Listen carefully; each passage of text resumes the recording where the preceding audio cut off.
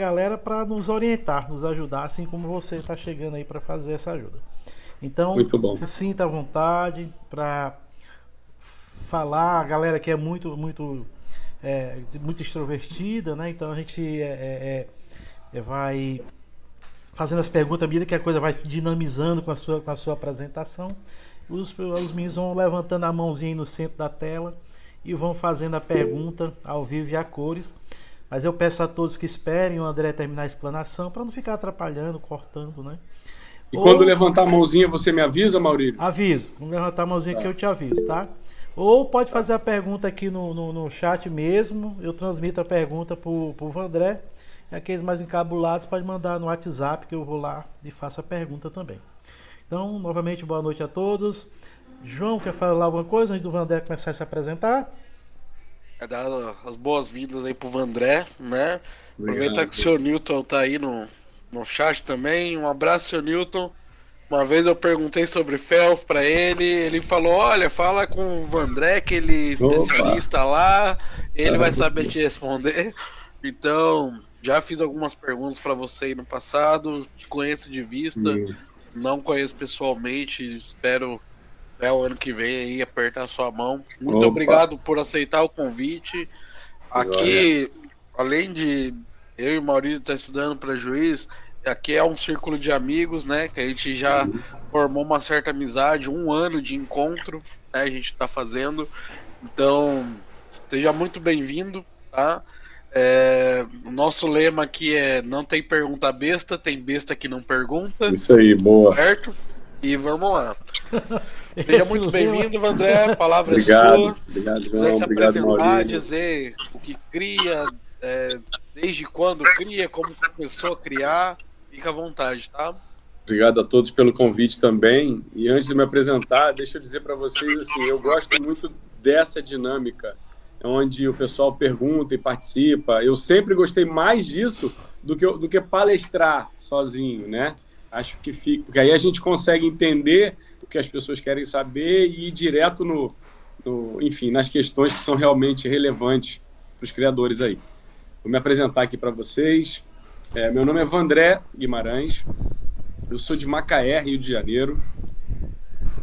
Hoje eu fico entre Macaé e Rio durante a semana. Eu comecei a criar canários em 98 e desde lá eu não parei mais. Na verdade, assim, a gente tem algumas... Fiquei uns 2 anos parado porque assim, sempre que eu vejo alguém dizer assim, eu vou parar de criar canários, aí eu penso assim, não vai nada, ele pensa que vai. Porque assim, a vida às vezes apresenta pra gente, né, algumas situações que a gente percebe que precisa priorizar outros caminhos, e aí a gente, na verdade, dá um tempo, mas a gente volta, a gente sempre volta, né? Eu comecei criando verdes, opalinos e cobres. E de 98, e de pelo menos uns 15 anos para cá, eu crio Fels, né? Foi um grande desafio e vou dizer para vocês, pelo menos por 3 vezes eu pensei em desistir de criar os Fels. E aí eu entendi o seguinte, o Fel realmente não é um canário tão simples de criar, né? Talvez devido ao olho vermelho, né? Devido a essa questão,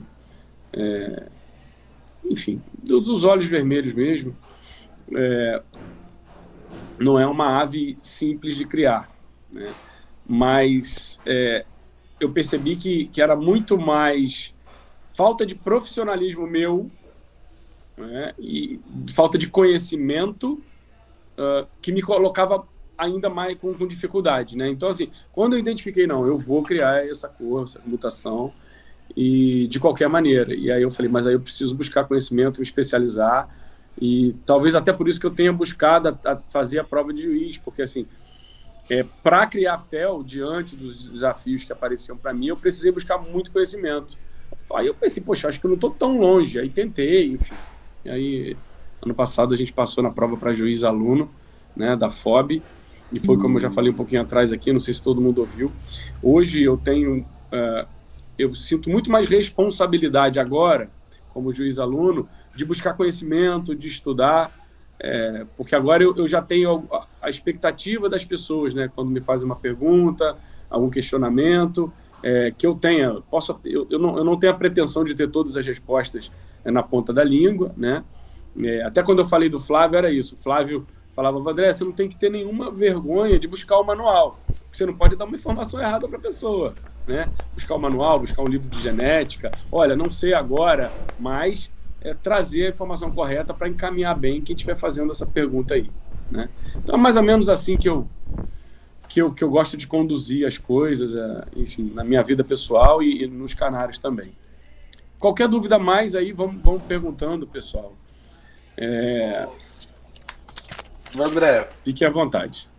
Atualmente você está criando com quantos casais? O pessoal tem uma ideia.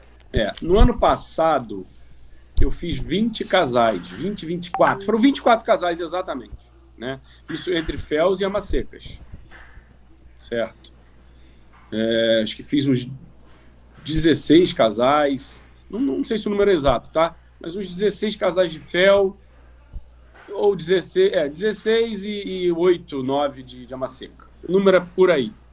Esse ano, eu resolvi aumentar um pouco. Me empolguei com os bichos que vieram, enfim. Achei que poderia. E aí, esse ano, eu tô com, entre Féus e Amaseca, são 57 gaiolas. Mais que dobrei, né? A criação. Quer saber quantas Amasecas, mais ou menos? Umas 12. 12 casais de Amaseca, 12 a 15 dos 57. O restante são casais de Féus. Fel com fator e sem fator? Ou só com fator? Então. Eu tô só com os Féus sem fator. Em 2019, eu passei todos os meus Féus com fator para o Serginho Nicolau. 2019. Ele saiu lá de Londrina, veio aqui em Macaé buscar os canários. E aí hoje eu tô só com os Féus sem fator. Tô animado. Beleza. Ô, Maurílio, eu tô conseguindo colocar a imagem aqui ainda? Tá, sim, todos vocês. Peraí que... O André, todos nós, para colocar a imagem, tá liberado para todos. Eu até tirei agora a autorização, todos entram sem precisar pedir mais autorização. Tá bom. Tá muito trabalho aquele negócio. Tá só um instantinho. Esse instantinho eu vou botar uma imagem na tela, tá? Eu só consegui visualizar melhor. André, enquanto o João consegue aí, fala um pouco das características de um bom fel, né, pra galera aqui que não conhece, para passar a conhecer. Bom, eu estava na página do fel aqui, lendo uma coisa que eu queria falar para vocês. Tá aqui.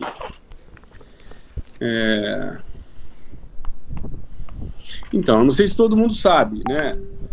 Mas o fel se caracteriza pela inibição da eumelanina e máxima expressão da felmelanina. O que é isso? Felmelanina é o marrom, por exemplo. Vamos imaginar um canário cobre ou um canário verde. Felmelanina é aquele marrom que tem na borda da asa, indesejável, né? E aí, no fel, é o único canário onde a felmelanina é desejável e, na verdade, ela é necessária, porque ele é um canário de felmelanina. Ele não tem eumelanina, né? Nem marrom, nem negra. Certo? E aí, por isso, o desenho dele fica escamado, né? E eu acho que, inclusive, isso é uma busca que a gente tem que ter cada vez mais nos nossos plantéis. Quanto mais a gente vai aprimorando. É o desenho escamado. Eu não sei se os senhores já repararam, a gente já está muito próximo dos canários da Europa, inclusive nos féus. Mas tem uma coisa que eu sinto muita falta ainda, é o desenho escamado em muitos exemplares, né? A gente vê muitos desenhos ainda... enfim, se vocês compararem os canários que vocês olham dos criadores europeus e de muitos criadores que a gente vê aqui no Brasil, vídeos, postagens, né? Ele pode ser mais escamado, né? Por exemplo, esse canário que entrou aí na tela agora é um canário que já está bem escamado, está bonito, assim, está bom, né? Não sei nem se esse canário é uma canária minha, eu acho até que não. Mas se for... Não, do Gariba, mas assim, bem evoluído o canário, né? Mas pode melhorar, tá certo? E aí é quantidade de felmelanina mesmo e acerto no desenho. Eu converso muito com o Vinícius Bigotto, sabe? O Vinícius ganhou a série nos últimos 2 anos de fel sem fator, né? E o Vinícius sempre fala isso para mim: André, fel é um canário de desenho, cara. Você tem que olhar o desenho do canário, né? Ele insiste muito, muito comigo nisso.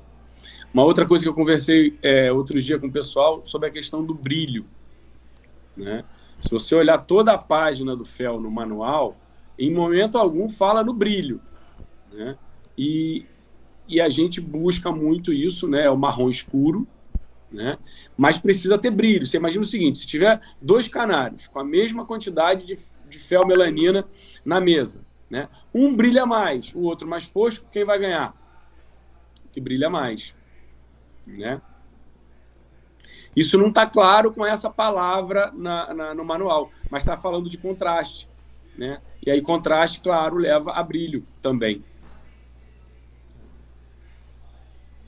Então, eu acho que é isso, assim, as características principais do fel é isso: marrom muito escuro, acho que tem que preservar e priorizar o desenho. Tem uma outra coisa que eu gosto de falar, eu tenho medo de esquecer de falar. Ô, André, pode falar. você poderia falar um pouco da diferença entre o macho e a fêmea, porque é a única cor que os machos e as fêmeas concorrem separadamente também, né? É a questão do dimorfismo sexual, né? Os machos, a felmelanina dele, ela vai até a metade da testa, né, da cabeça. Então eles apresentam uma máscara facial lipocrômica, né? Assim como nos mosaicos, né? Como em todos os mosaicos. Então eles apresentam a máscara facial, eles apresentam amarelo nos ombros e no uropígio, né? Uropígio, para quem não sabe, é aquela partezinha no início da cauda, né, do fel. O que estava conversando agora com o Maurílio um pouco antes, e aí eu falei com ele que eu estava fazendo seleção, que eu estava fazendo muita consanguinidade, e aí a gente entrou nesse assunto de, ele perguntou se você já está fazendo linha fêmea, linha macho para fel, né? Aí eu falei: olha, Maurílio, eu não estou fazendo ainda, mas acho que isso vai precisar acontecer em muitos criatórios. Porque a gente percebe o seguinte: canários com uma quantidade de carga felmelânica muito grande, tá? Por exemplo, machos com muita carga felmelânica, mas tanta carga que já o fel está invadindo a área da máscara. E aí aquele canário ali, você parece uma fêmea, né? E no manual é muito claro, né? O desenho, quer ver? Olhos vermelhos, marrom, machos. Vamos lá. Nos machos, a melanina marrom aproxima-se do bico, mas deixa visível uma máscara facial com lipocromo misturado com melanina marrom, né? Mas é visível. Então, assim, precisa ter a máscara. A parte central do peito também deve mostrar lipocromo misturado com melanina marrom, né? Mas precisa ser visível, né? Assim como nas fêmeas, né, o marrom vem da base do bico, né? O marrom aqui, e você quase não vê o lipocromo, né? E aí você imagina uma fêmea que não acontece isso, uma fêmea que você vê máscara, né, mascarada como um macho. Isso tem acontecido, tá, pessoal? A gente tem ido a campeonatos assim e aparecem canários escritos como fêmea, porque o criador sabe que é fêmea, né, mas com uma máscara facial, né? Então, assim, aí ele vai acabar sendo fortemente penalizado. Acho que essa foto dá um bom exemplo aí para você, André. Exatamente, né? Aí é um macho, parece nevado, tá pequeno aqui no meu vídeo. Eu aumentei aqui, não sei se... E aí lascou, peraí. Peraí que eu vou achar. Acho que é albino, né? É albino macho esse aqui. Albino, exatamente. É um fel albino macho, mas é nevado. Esse canário não é intenso, né? Esse canário é um fel albino nevado. E aí essa pergunta também tem muita gente que pode estar ouvindo a gente aí e pode não não sabemos, mas André, não tem fel albino nevado no manual, né? Não tem, não tem. Mas em termos de estrutura de pena, tem. Né? Féus albinos intensos e féus albinos nevados. E isso precisa ser respeitado na hora dos cruzamentos. Se quiser falar um pouco de estrutura de penas aí pro pessoal, tá, André? Então, pra por exemplo, ficar melhor. Esse canário aí é um fel albino nevado, né? Tá lindo, tá incrível nessa foto. Eu queria ter esse canário com essa quantidade de marrom, com essa máscara bem delimitada. Olha o desenho escamadinho, plumagem. Eu cada dia invisto mais na plumagem dos meus pássaros, porque eu acho que isso é importante. Aqui no Brasil a gente já está no nível muito bom no caso dos féus, né, de tipo, e acho que a gente precisa se preocupar um pouco mais com plumagem, né? Mas estrutura de pena, né, João, que você falou. Por exemplo, os féus que vão ganhar albinos, né, a maioria deles serão canários intensos, féus albinos intensos. Né? Esse aí é um fel albino nevado. Ele ganhou no ano dele, provavelmente porque não havia intensos que chegassem no nível dele. Né? Mas é muito difícil. Numa mesa grande, normalmente tem féus albinos intensos, e dificilmente hoje no Campeonato Brasileiro um fel albino de estrutura de pena de nevado vai ganhar. Mas você precisa deles, né, para fazer o cruzamento certo, e aí que eu estou falando, em busca da plumagem melhor. Não sei se respondi a pergunta. Esse dominante aqui já está um pouco mais inferior que o outro, né, André? Esse canário parece que é muito efeito da foto, né? Mas esse é um intenso, tá vendo? Esse canário é um canário intenso. Olha a diferença. O outro era um canário nevado. Esse é um canário intenso. Você vê que a estrutura de pena dele bem intensinho, né? E aí quando você bota um do lado do outro, gente, assim, a quantidade de marrom salta aos olhos, sabe? Quando você bota um canário intenso, bom, quem cria canários melânicos intensos e nevados sabe o que eu estou falando, né? E é independente de ser fel. Quer dizer, a quantidade de melanina quando nos intensos é muito maior do que os nevados, né? Salta aos olhos mesmo, né? Chama muito mais atenção. Esse canário tá bonito, mas não é portador de fel, não.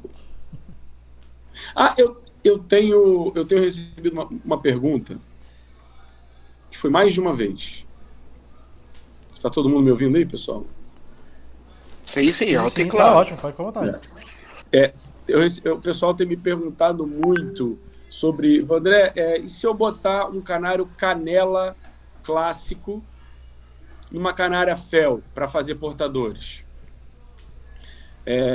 Porque eu respondo o seguinte, olha, há muitos anos, talvez há 30 anos, já vem se fazendo cruzamentos de fel com canela e aprimorando. Vocês imaginam o seguinte, um canário canela hoje, né, que concorre ao Campeonato Brasileiro, ele tem cada vez menos fel melanina, tá certo? O que você quer num canário para melhorar o seu fel? É cada vez mais fel melanina, tá certo? Então, de que vai adiantar para você pegar um canário com pouca fel melanina, que é um canário que está ganhando o campeonato hoje, né, e botar no seu fel? Na verdade, você vai tirar um canário, um fel diluidinho, né? Então, assim, você vai perder um ano com uma experiência que definitivamente não vale a pena, né? O seu canela portador de fel, embora ele seja hoje muito diferente de um canela clássico, ele é um canela clássico que vem há muito tempo recebendo carga de fel melanina, e aí ele virou um canela portador de fel, e aí o fenótipo dele é completamente diferente realmente dos canelas, né? Ele parece até mais com canela pastel, né? Embora dê para fazer a diferenciação fácil.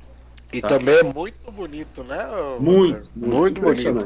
Eu acho que devia até concorrer também.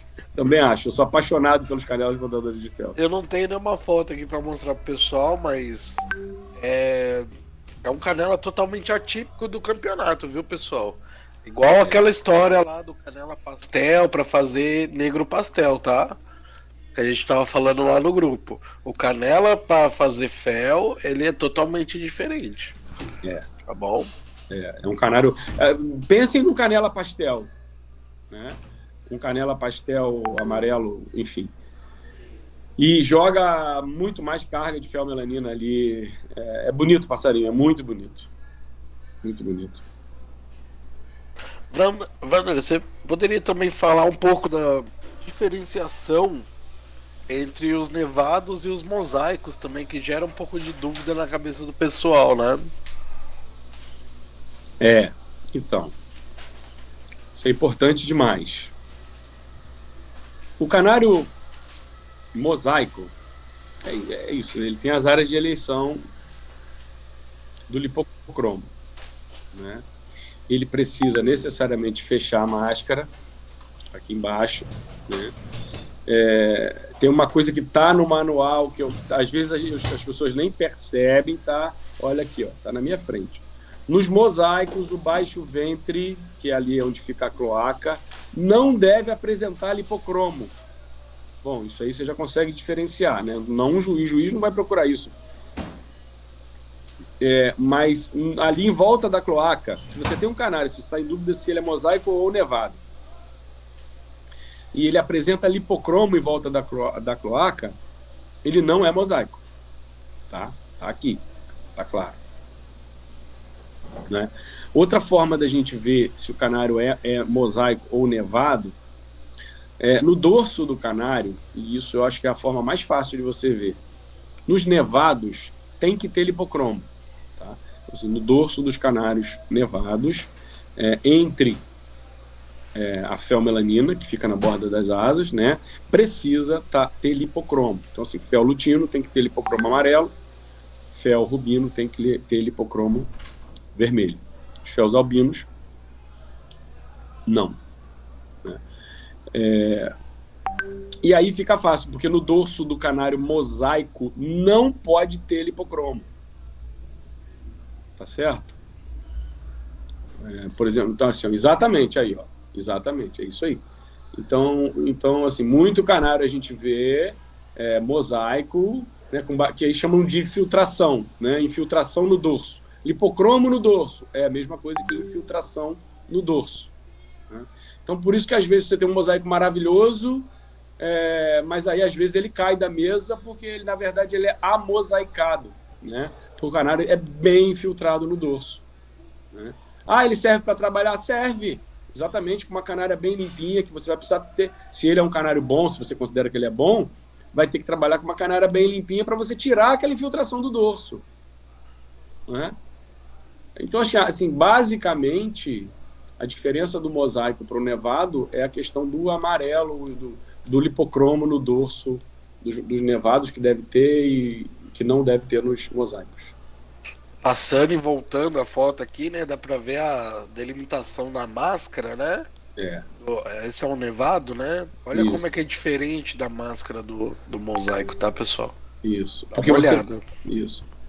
A máscara é bem delimitada, né? Um vermelho, e ela se destaca da feomelanina que passa da máscara. No nevado, a máscara você consegue identificar também, olha lá, exatamente. Mas o vermelho está muito mais inserido junto com o marrom, né? Fora da máscara. Isso aí. Tá mixado dentro da pena. Aqui é uma briga entre marrom e vermelho, né? Isso. Aqui o lipocromo já está bem mais livre, né, para agir. Exatamente. Nas áreas de eleição. Isso aí.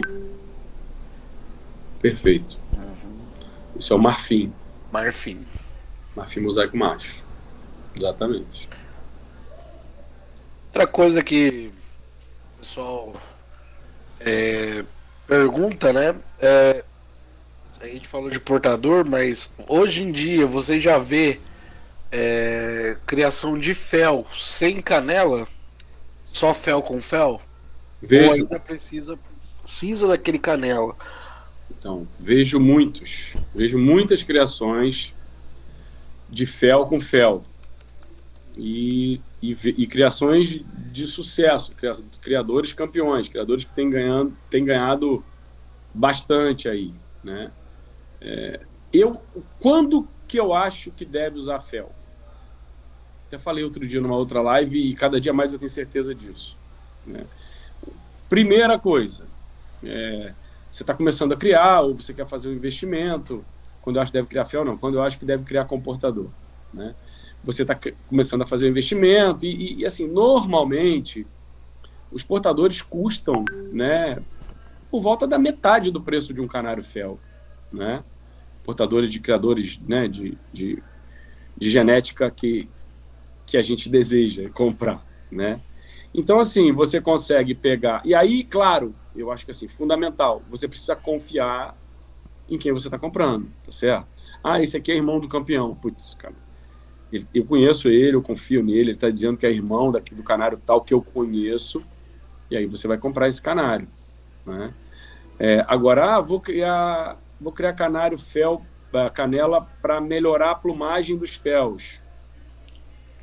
Nunca comprovei isso, tá? Pode ser que sim, mas assim, André, você afirma isso? Eu não afirmo, tá? Mas acredito que possa melhorar a plumagem também, né? Outro dia eu estava conversando com o Marcos Carneiro, que o pessoal deve conhecer também, um grande criador de féus, né? Dr. Marcos. E ele falou, André, eu tenho um portador aqui no meu plantel, sabe? Ele cria fel com fel e acabou, né?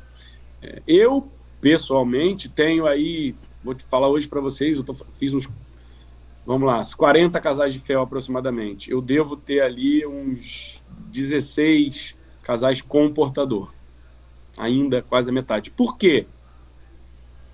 Porque são portadores de uma genética que eu gosto e tenho apreço e quero levar em frente, né? E eu acho que muitas vezes eles valem muito mais a pena do que o fel que eu teria disponível, né? Então eu uso o portador por causa disso, né? Então, assim, quando você compra um canário portador, ele tem que vir de uma genética que você sabe de quem é, né? Que você confia e que ele realmente vai agregar para o seu plantel.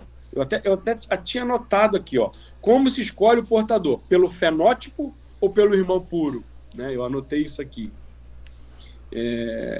Claro que o fenótipo é importante, você vai olhar, você vai ver a quantidade, a carga de fenmelanina que tem ali, né? Mas eu gosto muito da genética, né? Que genética é isso? De quem é? Esse canário é irmão de quem? É filho de quem? Eu acho que isso vale muito. Eu vou muito nisso aí. Portadores.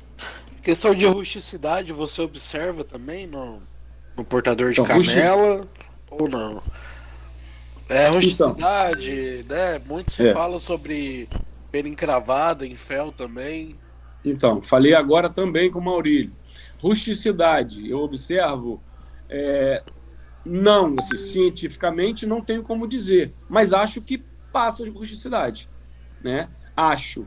Mas é só assim, vamos ter bom senso, né? Poxa, se o canário tem olho preto, se você fizer várias gerações de canários com olho vermelho, ou você vai mesclando o canário com olho preto às vezes, eu acho que é bom senso, né? Assim, vai passar rusticidade, né? Mas não tem... Ah, tem certeza disso, André? Não, certeza não tenho, né?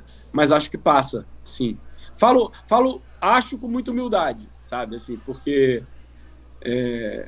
Observação diária, né, Vandré? Exatamente. O que você falou do quisto. Com o bicho, né? O que você falou do quisto. O que eu acho do quisto? O quisto tem a questão do acasalamento errado, né? Se você fizer, por exemplo, intenso com intenso no fel, dependendo da estrutura de pena, nossa, você vai tirar vai fazer uma pipoqueira, né? Mas acho que o quisto tem muito da questão genética, tá?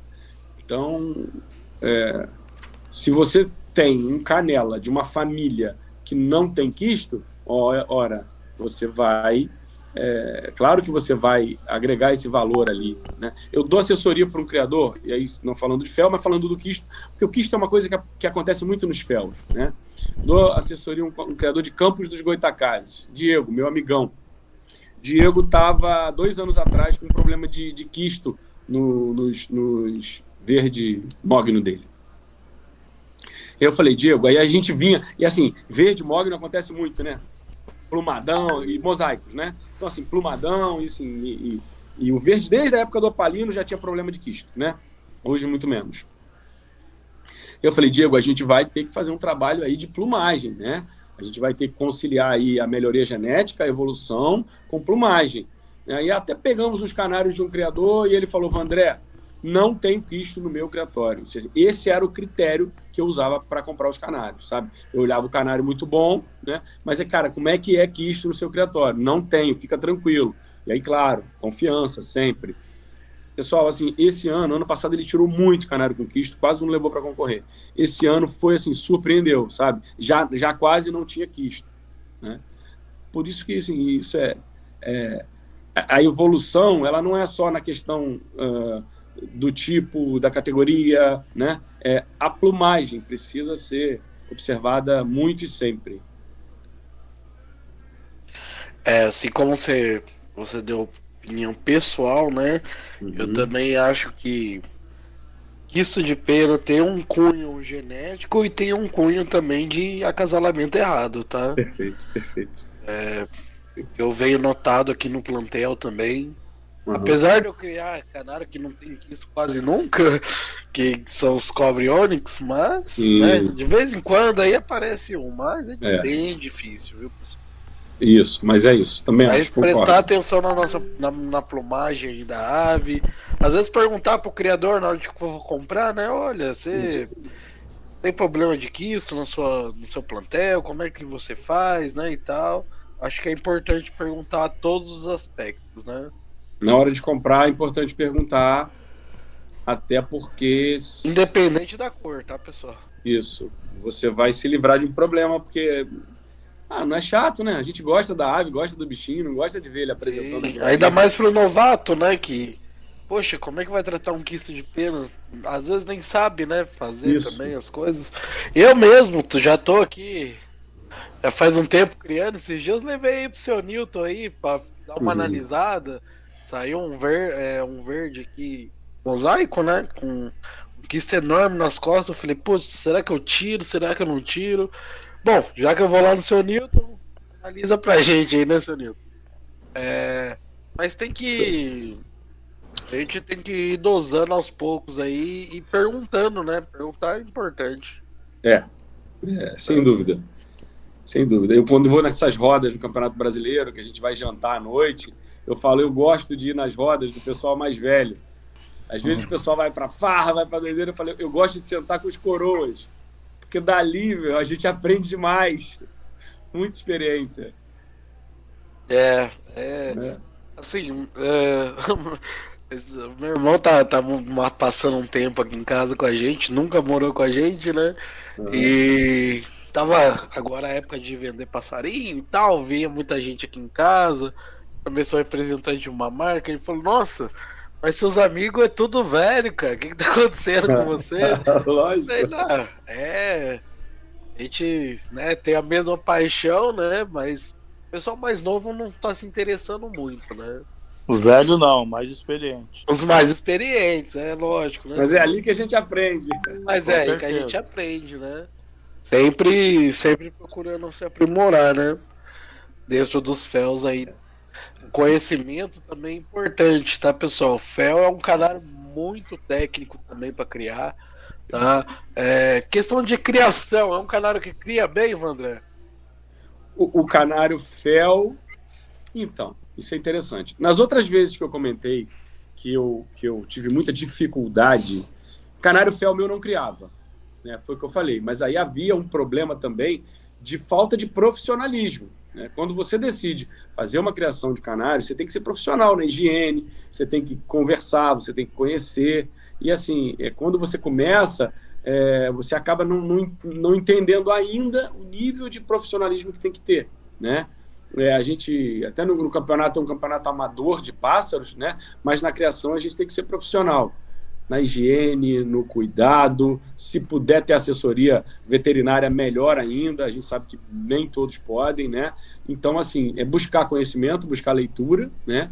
E pensar em higiene o tempo todo, higiene, cuidado, se puder dar as melhores... Quando você tem um cachorro, né, você não dá lá uma ração super premium para ele, que você gosta. Então, assim, procurar dar rações e alimentação adequada e a melhor possível, né, dentro da sua capacidade de investimento, né? Tem uma coisa que eu anotei aqui, que foi até o Alex Pino que falou numa live que ele fez. Eu falei, eu preciso falar isso sempre, porque é importante. Para quem cria os canelas, o fel com canela portador, o que pode acontecer? Exatamente, como o canela portador, ele é um canário que ele nasce, eu não sei nem usar a palavra, mas assim, ele parece ser mais vigoroso, tá? Acontece muito de, na hora da disputa dos primeiros dias, ele acaba comendo mais, e ele acaba ficando mais esperto, ele chega primeiro quando a mãe chega para tratar, e ele acaba crescendo rústico, mais. Né, Vandré? Oi? Mais rústico. Isso, talvez pela A palavra seja rústico. Né? Eu acho que é. Então ele acaba se alimentando mais, ele cresce mais, e em muitos casos, em muitos ninhos, você acaba perdendo os féus, tá? Então, o que eu optei por fazer quando eu percebo ali no primeiro, no segundo dia logo, você já consegue perceber, você separa os féus em ninhos com féus e canelas em ninhos com canelas, né? Hoje, existem várias maneiras de você identificar esses bichos, né? Sem danificar, enfim, sem colocá-los em risco, né? Então, assim, a sugestão que eu dou é que os ninhos de fel só tenham féus e os ninhos de canela só tenham canelas, né? Isso com muita observação, né? Voltando à pergunta que você me fez, se os féus criam bem, né? Eu acabei começando a responder e parei no meio. Hoje, os meus canários féus criam, sabe? E aí eu conversando com um criador mais experiente, ele falou, olha, Vandré, eu falava, cara, meu canário não cria, meu canário fel não cria. Ele falou, cara, não existe canário que não cria. Você tá com algum problema, e aí naquela época de muita pinta preta, aquela coisa, né? O que é isso também? O tempo todo botando canário novo no plantel, sabe? Na ânsia, na euforia de ter o melhor plantel, e aí você pega canário novo, bota canário novo no plantel. Hoje a gente meio que deu uma diminuída, né? A gente quase não bota canário novo no plantel, enfim. E aí ele falava para mim, olha, canário trata, cara. O que acontece é que a mãe, ela percebe se o canário nasce com alguma enfermidade, alguma coisa, e aí ela realmente não trata, né? Outra coisa que o canário fel tem, que vocês podem observar, por o olho dele ser vermelho, tá? Se você bota a ele muita incidência de luz direta ali no ninho, às vezes ele não consegue ver o filhotinho direito na hora de tratar a mãe, né? E aí por isso talvez uma ama seca cuide melhor do que a mãe. Isso pode acontecer também.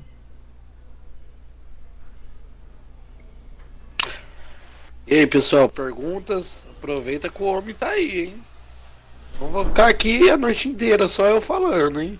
Hoje não é, o povo hoje tá calado, viu? Quando é fé, então. solta, todo mundo quer perguntar ao mesmo tempo. Bora lá, meu povo. Eu falei, fica à vontade, porque eu gosto de receber pergunta mesmo. Eu anotei mais uma coisa que eu acho que é importante. Pode falar, Wagner. Então. Isso deve acontecer com todo mundo, assim, na primeira postura. Você não sabe se a sua fêmea cria bem. Porque eu falei assim, os canários com saúde, eles criam, tá. Mas tem aquela fêmea que cuida melhor, né, mais dedicada, e tem fêmea que não cuida tão bem, né? E aí eu anotei assim, ó. Então, isso aqui é muito importante, tá, pessoal? Vocês já devem ter visto, por exemplo, no canário verde, no canário cobre, né, nos canários de eumelanina, você já deve ter visto, às vezes, até o criador tira uma peninha, as peninhas que estão melânicas, ou quando essa pena cai, ela vem com menos felmelanina na borda. Vocês já repararam isso? Num canário verde ou num cobre? Quando cai a pena de ninho, a próxima pena que vem, você já reparou que ela vem com menos felmelanina? Não é isso?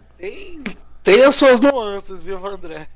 Aqui eu testo bastante isso aí também, porque é por causa dos cobres, né? Isso. Mas tende a ou vir com menos fel mesmo, ou vir toda negra, né? Isso. Ou chímel. Pode vir chímel. As três coisas que podem vir. E qual é o exemplo? Mas assim, qual é o exemplo que eu queria dar? Então, assim, o fel, se ele perder as penas se a mãe fizer debicagem com ele, né? E a gente sabe que ali pelo 20º dia é quando já é a hora deles saírem do ninho, e muitas mães já querem começar a botar de novo, elas começam a tirar as peninhas dele, do macho, né? E dos filhotinhos, né? Isso não pode acontecer com o fel de jeito nenhum, tá? E assim, no 20º dia, necessariamente, eu boto a grade no meio. Tem que botar. Às vezes dá até dó, mas tem que botar. E a fêmea vai tratar. A não ser que esteja no ninho ainda, enfim. Aí é observação, né? Mas o canário pode e provavelmente será penalizado se ela tirar as peninhas da cauda ou da asa, tá? Porque você vai ver que a felmelanina que está depositada na borda, né? Na borda da asa dele ali e da cauda, ó, aquele canário, esse canário aqui, não sei se dá para ver direito. Ele tem felmelanina aqui na borda, ele tem felmelanina aqui na borda aqui, ó. Olha essa asa de cima. Ela tem felmelanina ali em cima, no meio, mas ela não tem felmelanina aqui na borda, ó, dessa asa. Provavelmente caiu a pena, ou a mãe pode ter debicado, né? Olha essa asa da cauda também aqui, à direita, né? Parece que não tem marrom também. Quer dizer, provavelmente essa ave sofreu uma debicagem, né? E isso perde ponto,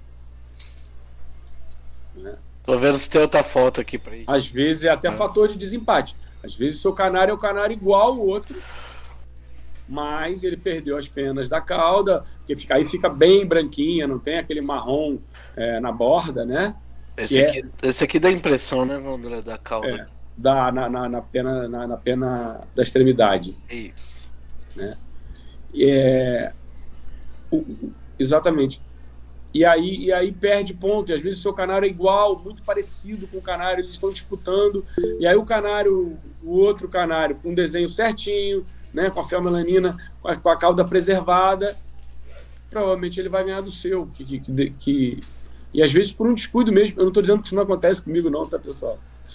Às vezes a gente descuida, às vezes a gente fica com dó do bichinho, bota para a mãe tratar um pouquinho, e ela aproveita uma oportunidade, vai lá e tira a pena. Isso acontece, tem jeito.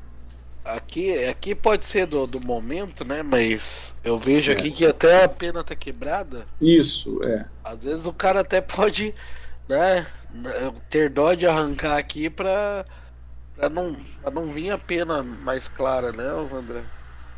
Mas aí... Mas aqui no caso seria desclassificado, tá, pessoal? É só um exemplo esporádico aí. Sim. A gente pode ver que a pena tá quebrada, tanto na asa quanto na cauda. Tô tentando achar algum aqui mais claro, mas tá difícil. Aqui, ó. Não, olha isso aqui, com certeza. Mas olha aqui, olha a cauda dele. Olha a perfeição da cauda desse canário, tá vendo? Uhum. Quer dizer, esse canário tá com a cauda preservada, né? Muito bom. Um exemplo bom aí. Esse marrom. Linda canária, né? Felbino. Exatamente. Uma fêmea.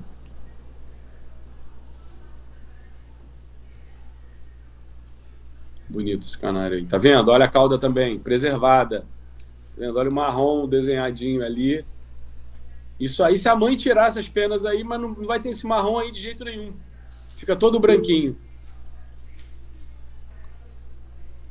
Henrique levantou a mão, pode perguntar, Henrique. Vai perguntar, Henrique.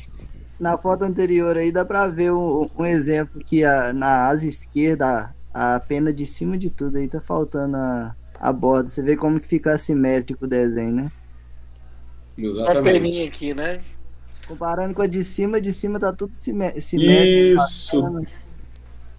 Exatamente. Aí no meio perdeu uma penazinha ali. Olha, se fosse jogo dos 7 erros, hein? Já achou um erro aqui. Ó. É verdade. É complicado, né? Se foi antes ou depois da foto isso aí, hein? Na mesa isso perde ponto, né, Vandré? Não desclassifica não, perde ponto. Mas perde ponto, né? Uhum. Era muito boa, né? Passar isso aí por todos os outros. Essas penas brancas aí na borda da asa, né? Tá. Questão de manejo, Vandré. O canário fel exige algum manejo diferente? dos outros? Olha, não. Eu só gosto de falar de manejo, né? É, O que você usa? O que você dá aí? Dá ovo, não dá? eu uso na época de criação, eu uso o que eu posso, tá? Hoje, por exemplo, né, o que eu tô visualizando uma gaiola minha, amanhã começa a nascer os felzinhos. Eu tenho estruzada, eu tenho alpiste, tenho níger,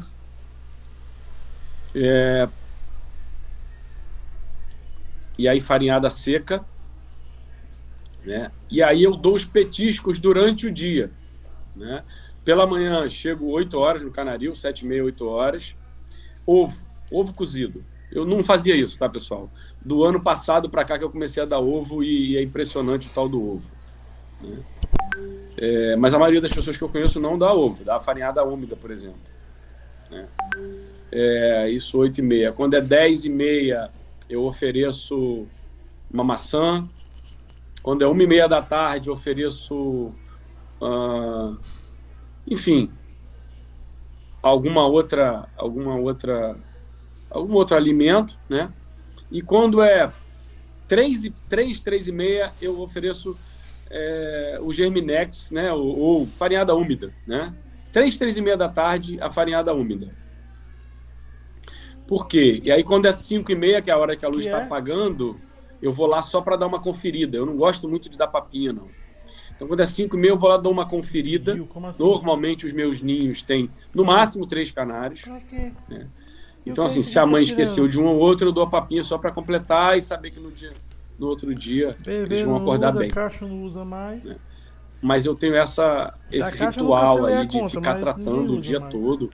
Tem um menino que me ajuda lá que me dá essa força aí. Mas é isso aí que é o manejo que eu faço. Mas eu faria... Então, talvez... interessante. Talvez se os meus canários não fossem féus, então tá ruim, tu perdeu. Eu não tivesse essa prisão aí de ficar tendo que ir toda hora tratar. Porque qual é o meu conceito? Toda hora que você bota alguma coisa na gaiola, a fêmea sai para comer. E necessariamente, canário saiu para comer, ele vai tratar do filhote, né? Se estiver saudável. Entendeu? Por isso que eu tenho essa rotina de ir tratar sempre. E faço isso porque são féus. Eu já criei, agora mesmo, ano passado tinha ali um timbrado, alguma coisa assim, e cria sozinho, né, praticamente. Mas os féus precisam dessa dedicação. Pelo menos eu faço assim. Já olhou ali dentro as coisas? Prisão, né? É complicado esse manejo, hein? Não, Mas assim, é para não querer perder nada de jeito nenhum. Sim. Entendeu? Pra quem não gosta de dar papinha, né? Criatório exatamente, FX. eu não gosto de dar papinha, exatamente. Vai lá, Xavier, pergunte, meu filho. Boa noite a todos. Meu amigo, você usa luteína no ninho ou depois, ou 45 dias depois, nascido? Os féus você pode dar... Bom, vamos lá, vamos corrigir. Os féus mosaicos, você pode dar 45 dias depois. Tá? Mas o senhor dá alpiste para os canários? Eu dou. Sinceramente, assim, manejo meu, eu não dou luteína, eu só dou alpiste para os canários. E pigmento com alpiste. Certo. Tá? Pois diga mas pra assim, ele, você que controla isso, luteína é muito só pouquinho, pra você. não precisa... É mais para garantir que não vai ficar... Eu disse não. Pálidozinho, né? Que não vai ficar diluído. Mas eu não dou. Aí é mais a genética mesmo, né? Tem problema de dourar o sem fator, o André, você já viu? Eu já vi dourar. Mas eu já vi dourar só com alpiste também. Então é muito genética. E se exagerar na luteína, né? Aí não tem jeito. Sim. Se exagerar na luteína, vai dourar. Quando eu dava 2, 3 gramas de luteína por quilo. Nada mais do que isso. Bem pouco. Exatamente. Mas agora eu tô satisfeito com o alpiste só. É a questão da consanguinidade, André. Como é que você dosa aí dentro do seu canaril? Você falou que faz bastante consanguinidade, né? Faço bastante. Não gosto de fazer irmão com irmão. meio irmão eu faço, pai com filha, mãe com filho, meio irmão faço bastante. E aí eu fiz um casal esse ano de irmão com irmão. Eu vou confessar para vocês, eu fui ver hoje, que eram irmãos de ninho, senão eu não faria, eu não gosto de fazer. Vão nascer amanhã. Mas a pergunta é, né, como é que eu encaro isso? Por que eu estou fazendo muita consanguinidade? Porque eu tirei uns canários, assim, eu tirei uma linhagem que me encantou muito, sabe? E aí eu falei, eu preciso fixar essa linhagem. Eu já estou no 4º ano fazendo, né? E fixando, e graças a Deus está indo bem. Aquela característica que eu olho no bicho e eu gosto, eu estou fixando, né?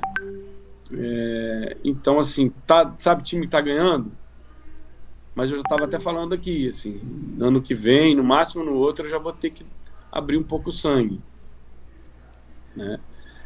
Uma coisa que eu acho importante, a gente pensa só, preciso ser campeão no ano que vem, e aí você quer o canário mais marrom, com a fêmea mais marrom, né?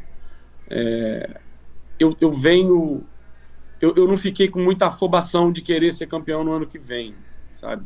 Então, assim, eu acabei me preocupando muito com a plumagem, com o desenho escamado, com a forma, sabe? Então, assim, hoje eu tô muito satisfeito. Talvez eu não tenha todos os canários, né, mais marrons escuros do Brasil, vamos dizer assim, mas eu estou muito satisfeito com o conjunto, como ele tá evoluindo, sabe? E isso me dá muita eu essa evolução do conjunto. André, mas quando que você começou a pensar isso? Eu tive em 2018 lá em Portugal, visitando alguns criadores, e visitei bons criadores de fel e de outras cores. E me chamou muito a atenção, mas muito a questão da plumagem dos canários da Europa. Já falei aqui e insisto, o desenho dos canários, a forma dos canários. E eu percebi assim, poxa, eu nunca pensei nisso, eu só pensava em ser campeão ano que vem, né? E aí eu só queria o canário com mais tom, e assim, e às vezes saíam plumagens, enfim, que não eram as melhores, né?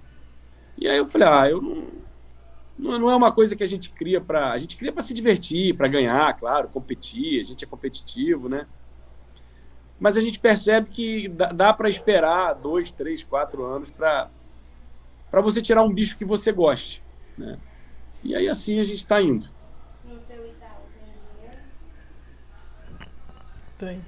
Você acha que os fels da Europa estão muito na frente dos fels do Brasil?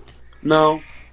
Eu acho, o que eu melhoraria, o que eu acho que a gente pode melhorar um pouco, né, é a questão do desenho escamado, né, de acertar a simetria do escamado. Só isso. Acho que a gente pode melhorar um pouco. Ó, esse canário que está no vídeo, 09, ele já está bem escamadinho. 15. Né? Você vê que ele é um canário que você não vê estria nele. Esse canário tem escama. Mas pode melhorar. Né? Você vê que aqui, ó, no meio, aqui no meio olha embaixo da do cama, dorso dele, você percebe que já não tem tanto marrom. Né? Eu digo assim, acertar mesmo a parte que fica sem felmelanina. Né? Você vê nos canários da Europa, você vê que eles estão bastante evoluídos nisso aí. O desenho. Seu Newton levantou a mão, quer perguntar, seu Newton? Não, só queria comentar o que o André falou, que às vezes a gente fica focado muito em ser campeão. E às vezes a importância de você dar um passo atrás e rever o seu plantel, né? Você fica um ano sem competir, mas em compensação, quando você volta no segundo ano, você volta mais forte. Então, o que ele falou é muito importante, de você rever, né, dar um passo atrás e principalmente fixar a genética, né? Como ele faz muito consanguinidade aí, isso é muito importante. E assim, por que o canário não é 100 pontos? Porque assim, você vai ter sempre alguma coisa para melhorar no seu canário. né, sempre você vai ter alguma coisa para melhorar no canário. Por isso que não é 100. Né? Exatamente. É isso mesmo. Vamos lá, pessoal. Perguntas. Há muito Outra coisa subproduto, André, na criação de fel. Problema de melanização, áreas mais. Tons diferentes de melanina. Melanina não, é de fel então. melanina, melhor dizendo. Existe muito esses subprodutos na criação de fel? Assim, por exemplo, uma cor hoje que está um pouquinho atrás, eu acho que não estou respondendo a sua pergunta, tá? Mas eu vou dar um exemplo. Você falou subproduto, eu me lembrei. Uma cor que está um pouquinho atrás no Brasil ainda são os féus lutinos mosaicos, né? Já tem gente trabalhando isso, já tem bons canários aí. Mas se você comparar um fel lutino, o melhor fel lutino mosaico do Brasil, né, ou enfim, na média os melhores, com os melhores féus rubinos mosaicos, nossa, os féus rubinos estão bem evoluídos, né, comparando com os féus lutinos mosaicos.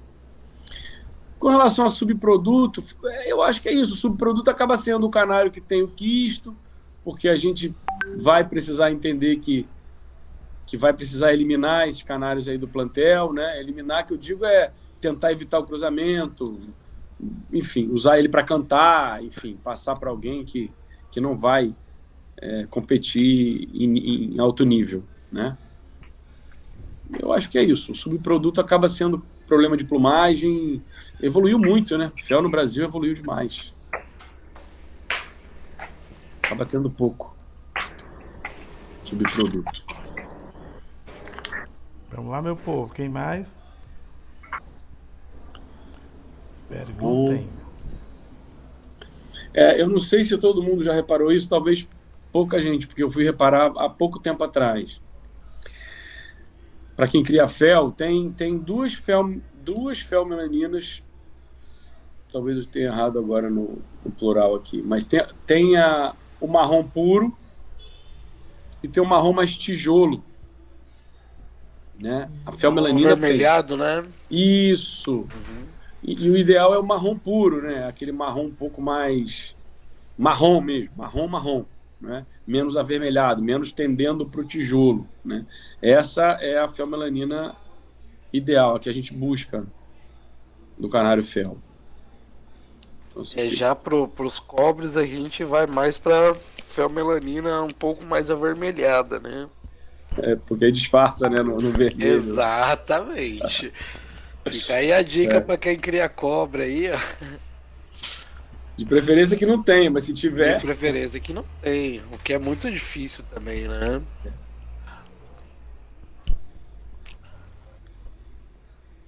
Então, botei aqui, ó. Questão do dimorfismo sexual. Machos com pouca máscara devem ser penalizados, porém podem ser usados como linha fêmea.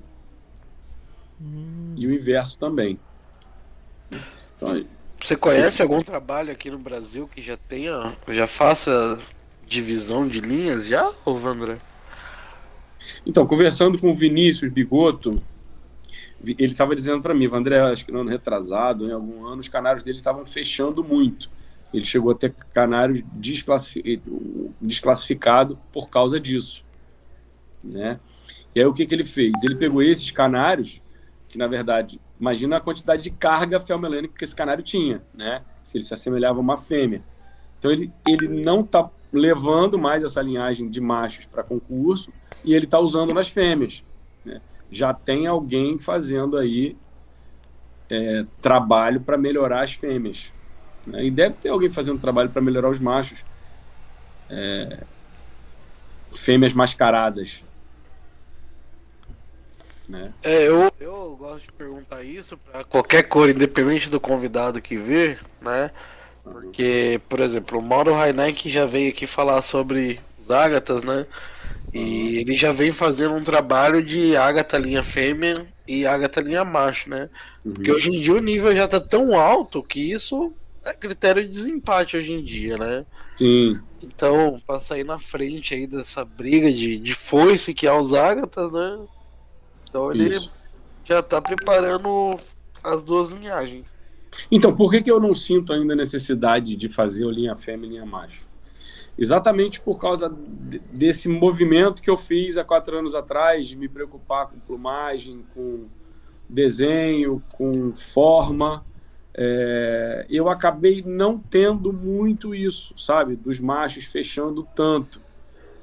Porque na hora dos acasalamentos, eu me preocupava com isso. Eu não ficava com essa gana, não, vou fazer, essa fêmea é a melhor fêmea fechada, esse macho eu vou jogar para ter a maior quantidade de melanina, assim, eu não fiquei com essa vontade dá, tá, gente? Tentação a gente tem, mas eu acabei segurando essa onda, então eu acabo não tendo muito machos tão fechados ou fêmeas mascaradas, né?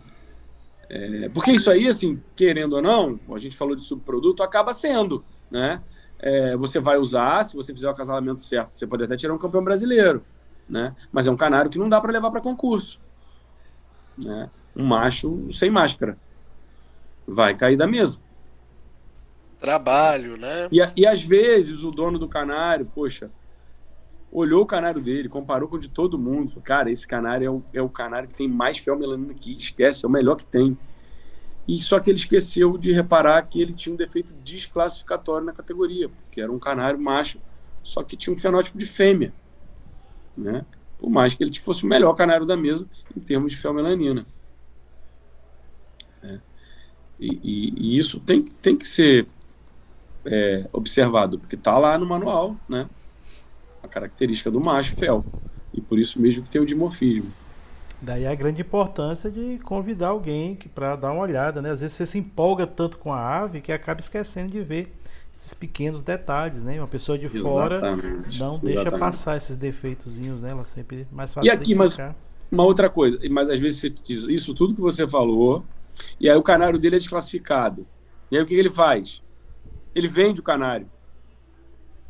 Só que se ele pegasse e botasse na melhor fêmea dele, talvez ele tirasse a fêmea campeã brasileira do próximo ano. Exato. Então é muito importante até você acompanhar o concurso para saber por que seu canário, né, ou teve uma nota baixa, ou porque ele foi desclassificado, né? Porque às vezes ele é um baita de um canário, mas para reproduzir, não para ir para o concurso. Ave de trabalho. Exatamente. Tem uma outra coisa aqui,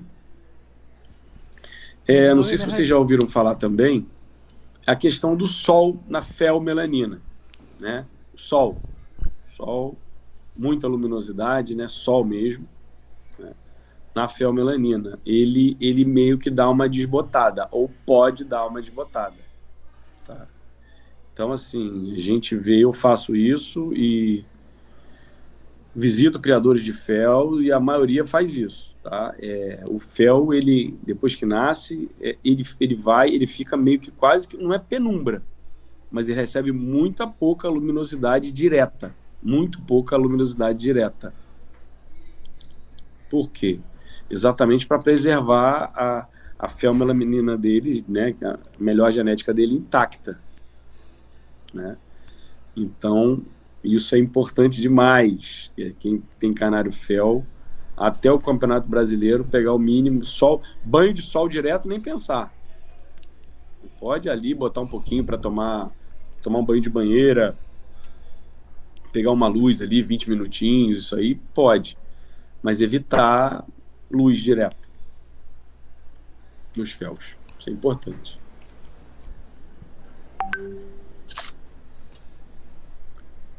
Bordo marrom. Seu criatório aí pega luz, incide luz solar, ou André? Você também já, desde filhote, você já tem essa inibição aí do sol? Os filhotes, quando nascem, eu boto lá embaixo. Eu boto todos embaixo, bem protegidos. Né? Eu deixo as gaiolas de baixo. Então, qual é a parte boa? As gaiolas de baixo, muitas vezes as fêmeas nem criam ali embaixo, né? Porque não recebem luz. Tem incidência, né, de criação. E eu não tenho luz artificial ali embaixo. Então eu deixo aquelas gaiolas de baixo para ficar os filhotes. Né? Então, a questão da debicagem, como é que você faz? Você já tira, já individualiza? Não, então, eventualmente, não tem jeito. Assim, você vai perder uma pena quebrada, isso aí, porque assim, eu tiro e boto ali pelo menos 8 juntos, né? E isso ali vai quebrar uma asa, vai quebrar uma pena da cauda, isso vai acontecer. Não tem jeito, né? Queria eu ter espaço e, enfim, condição de visualizar todos, eu faria, mas realmente não dá, a gente não consegue ainda fazer isso. Eu boto de 8 em 8 numa voadeira, daquela de duas gaiolas argentinas, né? Ficam 8 ali. Deixa eu fazer um comentário, e aí agora não é só de fel, é um comentário geral. Fica à vontade, André. Eu tenho... E aí é de manejo de criação. Gente, deixa eu dar um exemplo para vocês de 2 grandes amigos que eu tenho aqui no meu clube, em Macaé, enfim, na região. Um deles sempre foi criador de canarinho, pé duro, né, que a gente chama, belga, e sempre criou direitinho e tal. E aí, quando ele começou a melhorar a genética dele, ele começou a ter extrema dificuldade, sabe, com esses pássaros. Ele não conseguia criar, né? O outro, a mesma coisa. Sempre foi criador de canarinho, a gente junto ali ajudando. Quando ele começou a melhorar a genética dele, ele arrebentou, explodiu, sabe? Eu falei, meu Deus, o que está acontecendo? Passou um ano, passou outro ano, um explodindo, indo muito bem. Eu estou falando na época de cria, tá? Produção de filhotes. E aí fui visitar os 2, né? O primeiro, que tinha uma excelente eclosão de filhotes. Muita luz. O criadouro dele é assim, ele recebe... A parede da frente é vidro, toda de vidro. A parede lateral é uma tela, mas assim, entra muita luz e temperatura ambiente boa, sabe? Uma temperatura ambiente assim, alta, não é uma temperatura baixa, mas nem tão alta também para ficar insuportável, né? O outro, um lugar escuro, com quase nenhuma ventilação, assim, com uma aparência quase de mofado, eu estou exagerando, tá? Mas assim, com muito pouca ventilação, né? Um cheiro forte, sabe? E aí o cara não tinha êxito na criação, né? O que não tinha êxito, a gente ajudou ele deu uma melhorada e já está conseguindo ir melhor. Mas esse aí qual foi a conclusão que eu cheguei? Aí eu chego na sua pergunta, se incide luz no meu canarinho. Eu botei aqueles tijolos de vidro no meu canarinho, sabe? Botei bastante, porque eu falei, meu irmão, o segredo do sucesso desse amigo aqui é a quantidade de luz, luz natural, né? Que ele recebe direto, né? E melhorou muito a questão a questão geral da produtividade dos meus filhotes, né? Isso não é uma regra única, tá? Se você de repente tem um lugar que você não tem acesso a ter luz natural, usa luz artificial. Tem um amigo lá, o Wagner Marvado, nosso grande amigo lá de São Paulo, o criador dele é extremamente produtivo, ele recebe muito pouca luz natural, né? Mas tem bastante luz artificial e um manejo incrível. A dica é essa aí. Muita luz. E a luz, ela incide com o relógio biológico dos bichos, né? É bem, bem importante mesmo. Vai lá, Maurílio, uma pergunta aí. Opa, eu tô sem perguntas. A galera... Pode incidir de vir unha escura ou um bico mais escuro aí nos féus, ou André? Não me lembro de ter visto. Acho pouco provável.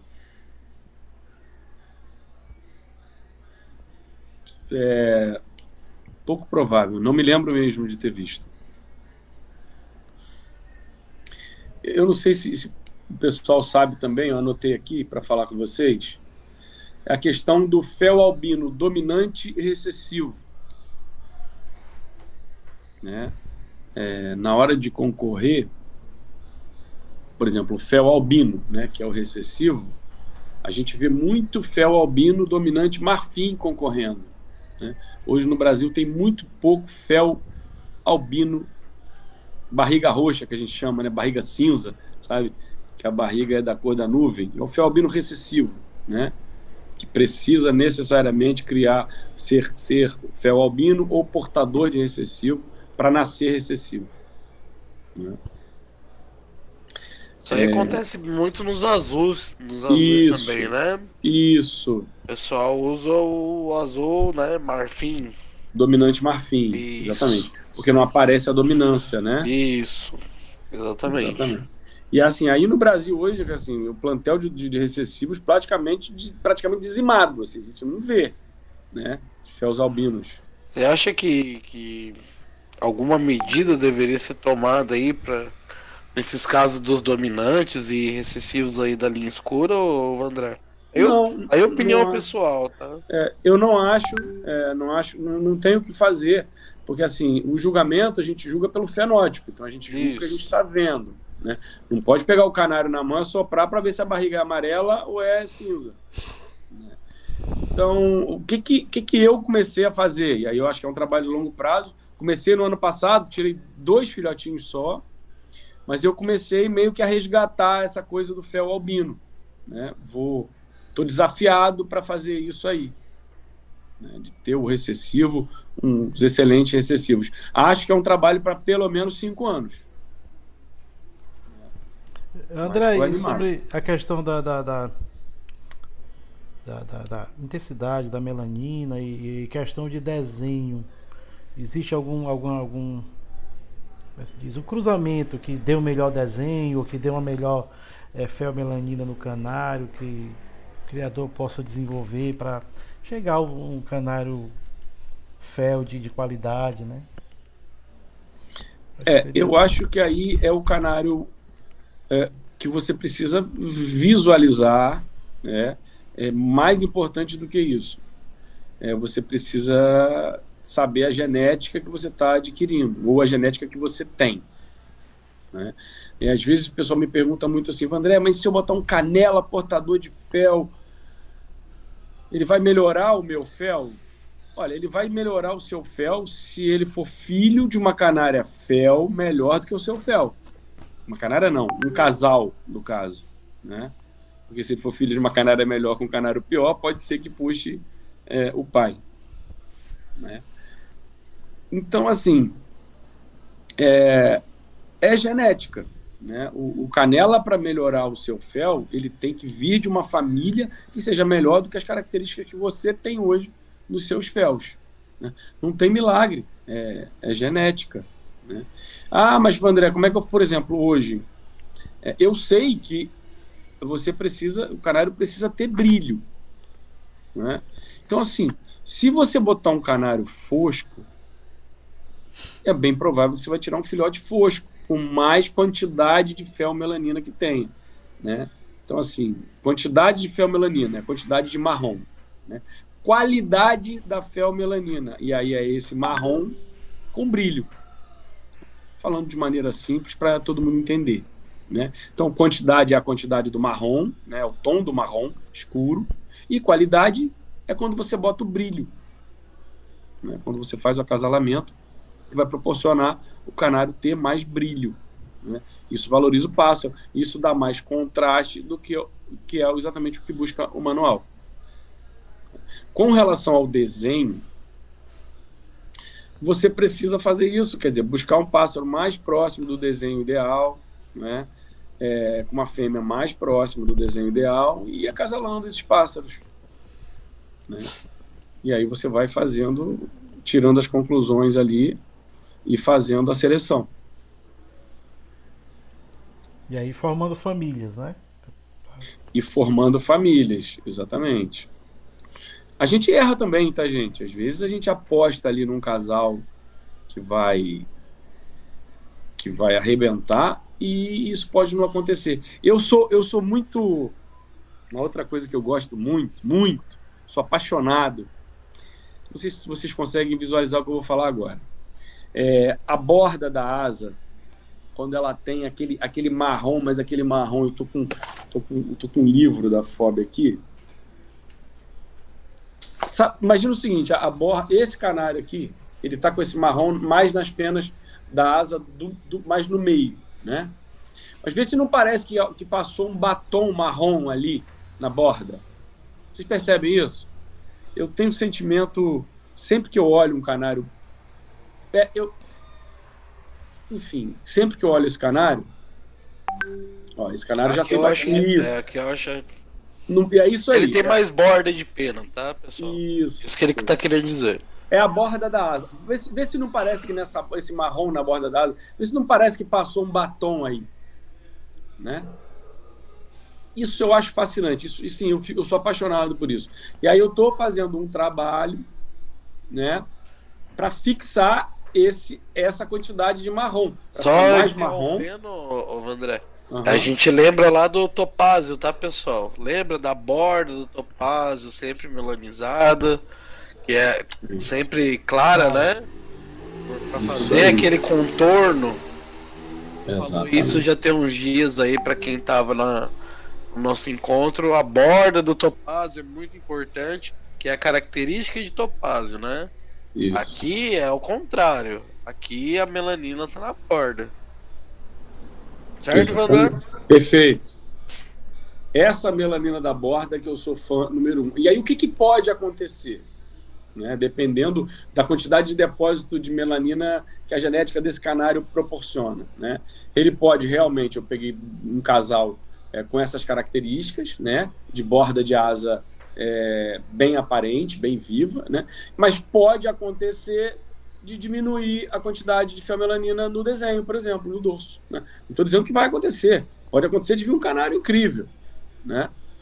Mas, assim, esse cruzamento que eu estou fazendo, o meu objetivo dele, nesse primeiro momento, é fixar essa borda de asa. Então tá fixando uma característica, né, do Vandré, né? Canário. Isso. Do Vandré. Exatamente, que visualmente eu acho incrível. Né? E querendo ou não, né, Vandré, selecionar essa característica, você tem que jogar mais fel, né, no canário ter mais borda também, né, automaticamente. Isso também pode causar um borrado também, não? Seria? Causaria um borrado, errado, né? Eu tenho um canário borradão aqui.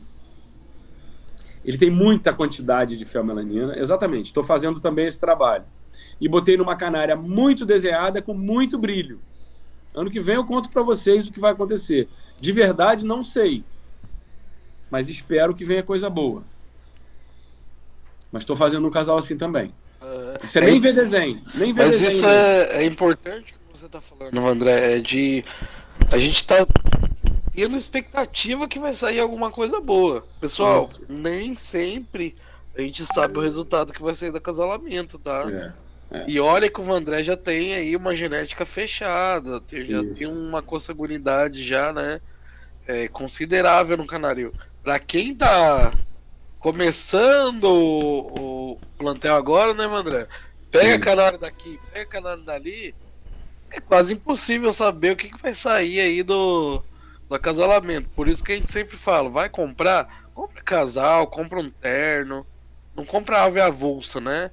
Além de você estar prevenindo aí o canário de doenças, né?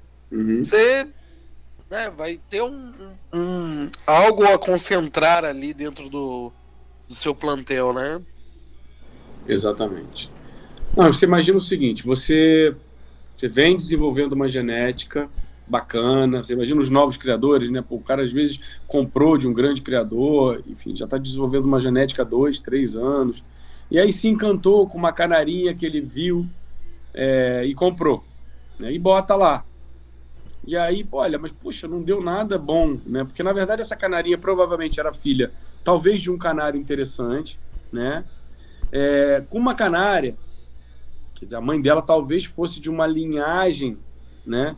Que não se preocupava com genética, né? Então, às vezes a gente vê muito isso, por isso que assim, eu insisto sempre, quando você for comprar um canário, certifica se esse criador já tem uma genética mais antiga. Por quê?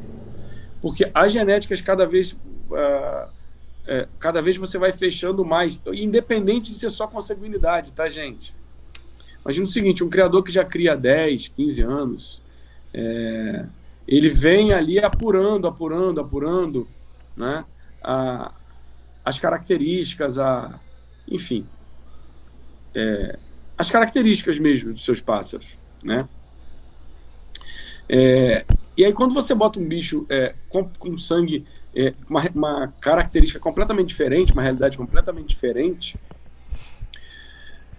você pode ter feito um investimento por um lado bom e por outro lado que você estragou o bom investimento que você fez, né? Então vale a pena pensar na genética antes de fazer uma aquisição de um bicho só porque achou bonito. Ganhou no clube. Sim. Tá, mas esse criador, há quanto tempo que ele cria, né? Mas, André, não, eu quero só começar a criar, eu preciso experimentar o manejo, eu quero entender o manejo. Aí tudo bem, se você está começando a criar, entender o manejo, e aí no começo você vai acabar quebrando a cara mesmo, né? Mas quando você já está um pouquinho na frente, pensando em ganhar concursos, é importante comprar de criadores que tenham responsabilidade com a questão da genética, né? E muitas vezes, né, André, a gente compra um campeão, mas não tem um par para aquele canário em casa, né? E querendo ou não, pessoal, se fosse tão fácil acasalar nos mosaicos, pelo menos, né? Campeão com campeão e sair só campeão, aí não teria graça a canonicultura, né? Então a gente tem que ter o par ideal ali, conversar com o criador, saber se o criador é um cara, né, que tá dedicado aí ao crescimento mesmo da canaricultura, né? Porque, querendo ou não, o cara vai te vender um canário, daqui uns anos você vai poder ser um eventual, né, um rival aí, no bom sentido da palavra, né, na mesa aí. Então tem que saber se o cara tá preocupado com isso, né, ou se ele quer, né, que tenha evoluído mesmo o seu plantel, a canaricultura em si, né? Eu acho importante aí falar desses aspectos. Tem criador que cria só para ser campeão? Tem, claro que tem. Né? Legítimo, e é isso. Legítimo também, velho. Mas a gente tem que procurar aí o criador que quer o bem de todos, né? E não vai te enrolar na hora de vender um canário. Esse comentário seu ele é importante. Esse ano eu vendi alguns canários para alguns criadores e eu falava para eles, cara, você pode ganhar de mim no concurso. Mas eu não tinha dúvida nenhuma do que eu estava falando. Porque aquilo, assim, a gente já chegou no nível dos canários tão parecidos e de consanguinidade que eu tenho certeza que aquele casal que ele levou pode surpreender e ganhar do meu canário no concurso. Mas, André, você não ficou com os canários melhores que o dele? Olha, talvez eu tenha ficado com os canários com um fenótipo melhor do que aqueles que eu vendi. Só que aqueles canários, eles têm exatamente a mesma linhagem do que eu fiquei em casa. Então eu não vou me surpreender se ele ganhar de mim no concurso, né? E não adianta, eu não tenho canário pior para vender para ele não ganhar de mim. É o que eu tenho para passar, né? E aí a gente vende canário para grandes criadores que já são criadores de fel há muito tempo, e também para o cara que está começando agora, né? E eu faço questão de ser bem claro, e eu acho que é isso que você tem que buscar quando você vai comprar um canário, né? Transparência, é importante. Eu procuro ser o máximo transparente para quem compra canário comigo, né? Porque eu aprendi observando assim o grupo. Todo mundo tem os grupos regionais aí de venda, né? Todo mundo precisa vender, né? E 2020 tive doença que meu canarinho só morria filhote, André. Só morria filhote e eu fiquei desesperado, perdi 40 filhotes. Falei, nossa, o que eu vou fazer, né? Eu fui, paguei um veterinário. A gente descobriu o que era uma doença, matava muito o filhote, era bem letal mesmo. Porém, doença covarde. Era de fácil tratamento, né? Você meteu uma tilosina ali na água, já era. Uma semaninha os bichos já estavam bem.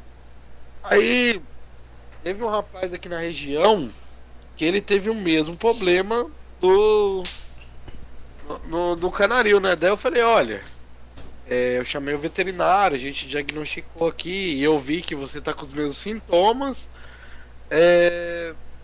Faz o mesmo tratamento aí, né, cara? E vê se resolve, né? Aí o cara simplesmente olhou a minha mensagem e falou, olha, eu vou vender tudo e vou comprar outros canários e pra mim tá bom, assim, porque, querendo ou não, a tilosina é um valor um pouco alto, né? Aham. Mas, pô, você vai vender... Aí eu perguntei, pô, você vai vender o canário doente? Muitas vezes pra alguém que tá começando, né? Eu, por exemplo, comecei a criar por estresse do serviço, né? Sim. Tinha muita dor de estômago, muita dor de cabeça, e os canários, né, me livraram disso. Uhum. Então você vai estar passando, às vezes o cara tá passando pela mesma coisa que eu. Você vai vender o canário doente, vai chegar a hora de criar, não vai tirar filhote, e você vai estar acabando com o sonho da pessoa também, né? Com a terapia da pessoa. Exatamente. Então é de muita má índole isso, né? Sim. O cara falou, não, simplesmente eu não tô nem aí, porque o dinheiro é meu, não é dele, e pronto, né? Ponto final. Perfeito. Aí na história. Então, eu tento ser o mais transparente possível com as pessoas. Falar, olha, esse canário porta isso, esse canário vem de tal linhagem, esse canário é assim, assim, assado. Se a pessoa não for comprar um casal, né? Eu falo, olha, procura um macho, procura uma fêmea com tais características. Eu acho que isso que deve ser feito aí dentro do nosso meio, né? É assim 100% do tempo? Não é. Eu sei que não é e eu sei que nunca vai ser. Mas é por isso também que a gente faz um grupo assim, né? Pra passar a informação que a gente tem. Eu acho isso importantíssimo aí. Creio, aconteceu aqui, né, na minha região, creio que acontece na região de todo mundo. Sem dúvida. Né? Todo mundo. Sem dúvida. Todo mundo aqui já foi enrolado por causa de um canário, né? Claro. Aí você falou isso é interessante. Aí eu me lembrei de uma coisa da pergunta que você fez, duas coisas importantes que eu tenho que falar. Primeira pergunta que você fez, se tem muito subproduto.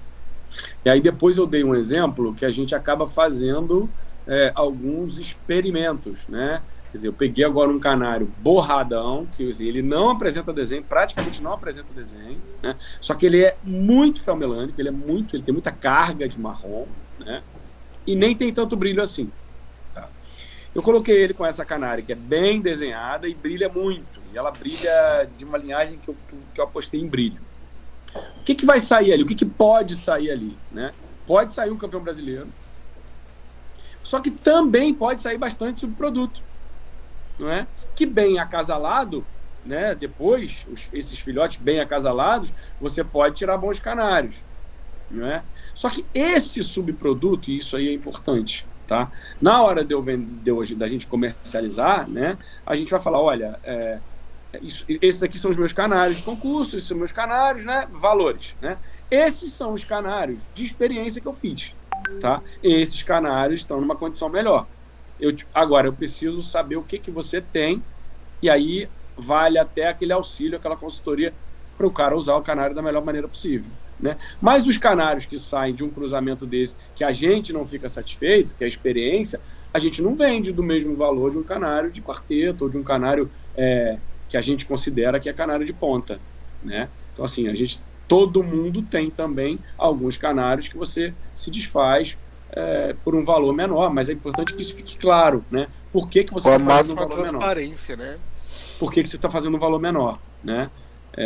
Sem dúvida. Ano que vem, canário barato é com o Vandré, viu, galera? Não, rapaz, talvez tenha, mas canário bom vai ter, com certeza. Aí, pegando o gancho nisso, é o seguinte. E aí, nas minhas assessorias, eu fui na casa de um amigo, de um criador, né? E aí percebi o seguinte, ele fez casais ótimos, ele fez casais muito bons. Quando chegou no bom, eu já não fiquei satisfeito. Eu já sei que ele tem genética e quantidade de canários para fazer canários ótimos e muito bons.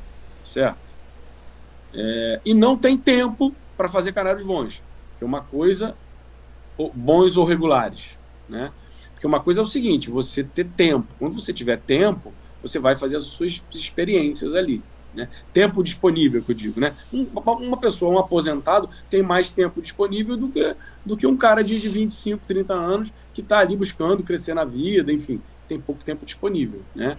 E aí, isso, para quem está começando aí, se tiver alguém começando, a gente se empolga, a gente vê o pessoal criando, o pessoal aumentando, o pessoal participando de concurso. Se você não souber administrar e entender que o seu tempo não é igual ao do outro, pelo menos hoje, você pode ser um futuro ex-criador de canário, né? Então, assim, sempre antes de você aumentar a sua criação, pensa 10 vezes se é o seu momento, né? É muito melhor criar 5 casais bem criados, e eu vou te dizer que com 5 casais você pode tirar 50 filhotes bem criados, né? 5 casais e mais 2 casais de ama seca ali, né? Do que você resolver fazer 15 casais, ficar estressado porque a esposa reclama, porque os filhos querem atenção, e o canário passou a ser um problema para você e não uma diversão mais, né? Então, assim, para o pessoal que está pensando em aumentar a criação, pensa bem antes se realmente isso vai trazer alegria para você, se vai trazer satisfação, ou se vai ser um problema. Se vai ser um problema, não pode de jeito nenhum, porque o canário não pode ser um problema, né? Ele é para te aliviar o estresse, exatamente como a gente estava falando agora, né? E aí, com relação a concurso também, falando sobre esse mesmo tema, a questão do canário ótimo, o muito bom e o mais ou menos, não faz sentido, se você tem canários ótimos e muito bons, você fazer um casal de mais ou menos. Aquela gaiola que você vai fazer um casal de canário mais ou menos, bota uma ama seca para criar o ovo do canário muito bom. E vende barato esse casal mais ou menos que você tem, mesmo que o valor que queiram pagar seja abaixo do que você acha que vale. Tá? Porque aí você vai se dedicar aos seus canários ótimos e muito bons. E aí você vai tirar mais quantidade de canário ótimo e muito bom. E não perde tempo criando aquele casal de bom ou de razoável, que você vai ter que vender no lote depois. Então, assim, a cabeça tem que funcionar com estratégia, né? Vou criar só os ótimos e muito bons. A gaiola que estiver vazia vai ser a ama seca para criar filho de canário ótimo e muito bom. Esses vão me dar muito mais probabilidade de ir para o concurso do que eu criar canário bom e razoável para vender no lote. Essa conta é uma conta boa, racional. Pois é. O que eu falo, né? O canário, gastos, né? O canário ruim come a mesma coisa. Come a mesma coisa, exatamente. É um exatamente. gasto que não vale a pena, né? Uhum. A não ser que você vai usar ele como aí, ama. Pessoal. É isso mesmo.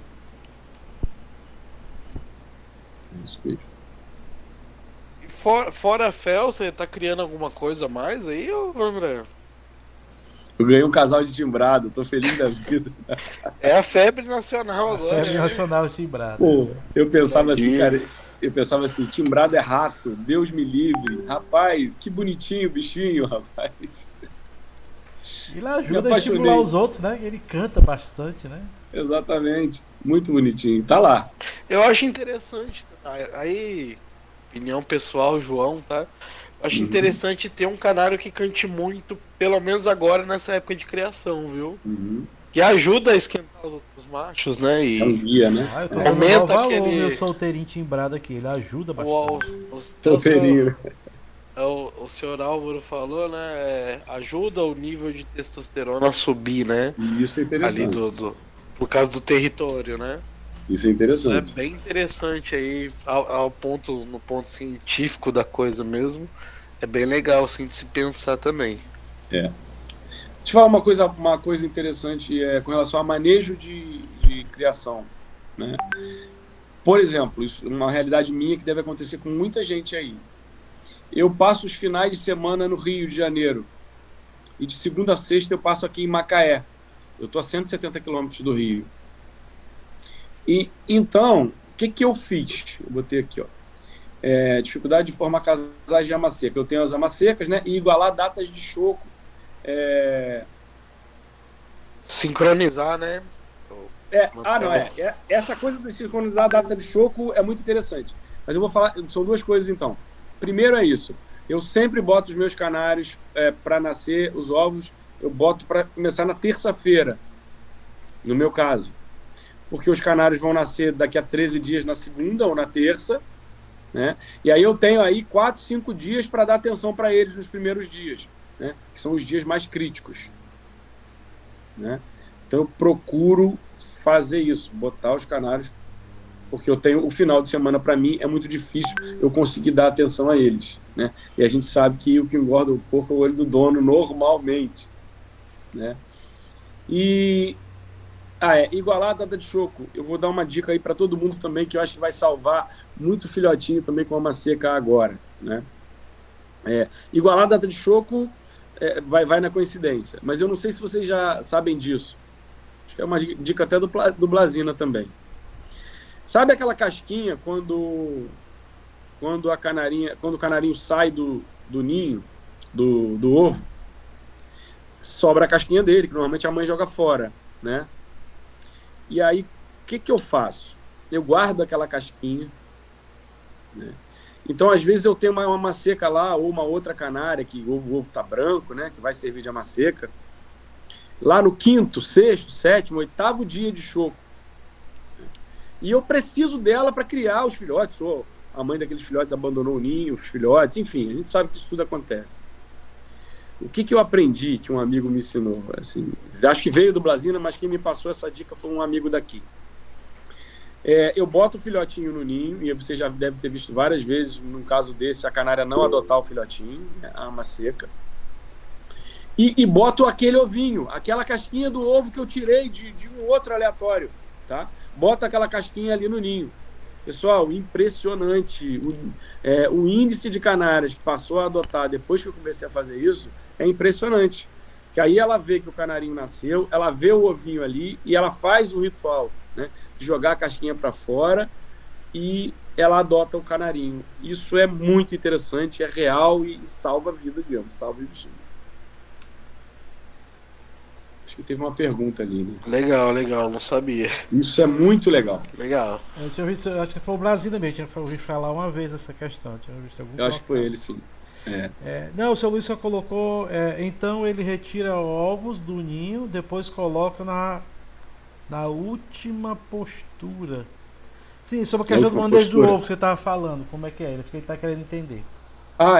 Manejo do ovo. Tem gente, por exemplo, estava ouvindo o Serginho falar outro dia. O Serginho não retira os ovos, né? É isso? Eu retiro os ovos e reponho no 4º ovo. Mas eu tiro, porque aí nascem todos no mesmo dia. Acho isso importante. Se querem saber se eu acho isso importante, eu acho importante retirar. Mas tem muita gente que não tem tempo para fazer esse manejo, né? Eu sou um deles, não consigo, não. Exato. Somos dois. Exato. O Tony, ele tá fazendo um comentário aqui. Eu faço isso aqui, acho que aqui é da questão da casquinha. É impressionante mesmo. As fêmeas não rejeitam o filhote com essa técnica da casca do ovo. É fantástico, realmente. Essa é boa. Coisa nova aí, show de bola pro grupo de estudos. Colocar lá já. Exatamente. Essa é boa. Vamos lá, meu povo, perguntas. Aproveitar aí o grande André aí para o André pra gente esclarecer as nossas dúvidas. Eu tô procurando alguma coisa que eu anotei aqui. Fala, Tony. Tava estranhando o Tony não falar nada. Tony não é, rapaz. Cadê o Dema, né? Fala aí, Tony. Eu cheguei tarde, eu liguei tarde aqui, daí agora que eu entrei. Uma dúvida, para remanejar o filhote, eu vi o pessoal marcando com caneta. Que caneta que é? É um hidrocor? Porque eu tentei marcar com uma aqui, a fêmea ficar esfregando, saiu, eu perdi a marcação do filhote. Ele tava sem anilha, né? Eu remanejei ele antes de anilhar. Hidrocor sai, né? Eu já perdi filhote, eu já perdi também a filiação assim.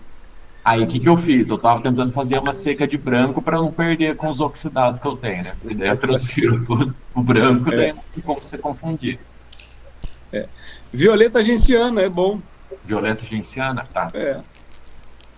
Marca bem, passa no dorso dele? A penugenzinha, né? A penugenzinha cai, né? Mas pode passar um pouquinho ali na cabeça, no dorso, um pouquinho. Beleza. A penugem a gente passa, mas cai também, some, dependendo se demorar muito. Mas não muito, né? Só um pouquinho mesmo para marcar. Só para até anilhar também, né? Exatamente. Eu já falei isso. Observar os casais na primeira postura, a questão da debicagem. Falei bastante sobre isso. Então, pessoal, uma coisa que eu não falei, que eu anotei aqui para falar hoje. Vou ter que falar sobre acompanhamento genético, anotações para controle de plantel. É exatamente isso que o Tony falou agora, né, para não perder o controle de plantel, né? Isso é fundamental. Importantíssimo fazer anotações. Quando a gente busca realmente ter excelência, buscar um plantel de excelência, é fundamental você conhecer a questão genética toda, da árvore genealógica toda dos seus canais, né? Quem é o pai, quem é o avô, quem é o bisavô, porque uma hora você vai precisar procurar alguma característica que ele tem ou que surgiu no filhote lá na frente, por que surgiu, né? Muito importante anotar filiação e anotar os detalhes que conseguir anotar. A gente sabe que tem gente que tem pouco tempo, mas a filiação tem que anotar. Isso aí não pode deixar de anotar. Até mesmo para ajudar o criador, para quem você está passando a ave, né? Ele tem essas características, pode ter essas que vêm do avô, bisavô e tal. Então, para você poder orientar, né? Vai lá, Tony. Sem dúvida. Fundamental. Esse ano eu fiz um teste aqui, né? Eu acasalei só filhotes, né? Nascidos no ano passado. E também acasalei com os avós, né? Peguei uma geração anterior. E é engraçado que os filhotes não estão tirando tão bons. As primeiras crias não estão sendo tão boas em comparação quando eu estou colocando com os avós. Com os avós está sendo melhor? Eu fiz 2 linhagens, né? Eu fiz um casal de 2 filhotes do ano passado, né? Macho e fêmea. E depois um outro eu coloquei a filha do ano passado com o avô. Esses filhotes do avô tá saindo bem melhor do que só o dos filhotes. Você tá fixando, né, alguma característica aí boa. Eu tento usar aquela tabela de Felt, né, para tentar aumentar a porcentagem da característica de qual eu quero fixar. Por exemplo, o macho tem uma característica boa, então eu tô querendo fixar ela. Então eu vou fazendo casalando com o avô, com o neto, com o bisneto, para poder fixar, aumentar aquela porcentagem, né? Tirar uma fenocópia, né, daquela característica. Perfeito. Só que daí é a consanguinidade que é ferrada, né? Que daí ela ferra demais e vai diminuindo um pouco a porcentagem de nascimentos. Você já percebe isso? Já percebi. Porque eu tô acasalando já com... Já tem casos aqui de bisneto, né? Sim. Casalando bisneto com... Já tá na terceira geração, né? Aí tem alguns casos que eu vejo que saem uns filhotes bons, que nem eu mandei agora para a voadeira faz umas 2 semanas, né? Alguns. É que o João acompanha a minha saga, né? Eu tô querendo fixar no negro oxidado as partes córneas negras, né? Que é o bico bem preto e as patas negras, né? Muito bom. Então é isso que eu tô zelando, né? Para tentar catar a característica essa característica chave e tentar identificar quem que é o portador dela, que passa essa característica, né? Se é o macho ou a fêmea. Você sabe que, eu não sei se você estava ouvindo, Tony, mas eu estava falando da minha... que eu tenho feito muito cruzamento, me preocupando com plumagem, com forma, exatamente. E aí, quando você fala das partes córneas, reunião técnica mesmo, sabe? A gente tem conversado e a gente tem falado o seguinte: olha, a gente, na verdade, eu participo, eu não falo, eu só ouço, mas o que se tem falado muito? Os canários brasileiros, salvo algumas mutações, já estão num nível muito próximo dos canários da Europa, né? E na Europa, partes córneas negras nos negros é exigência, né? Lá, se o canário não tiver o bico preto, o pé preto, vai ter problema, né?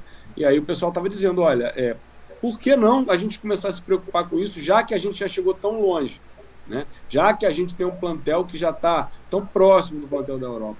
Então, assim, legal, você já está meio que vanguarda, né? Porque já começa a se falar da importância disso aí.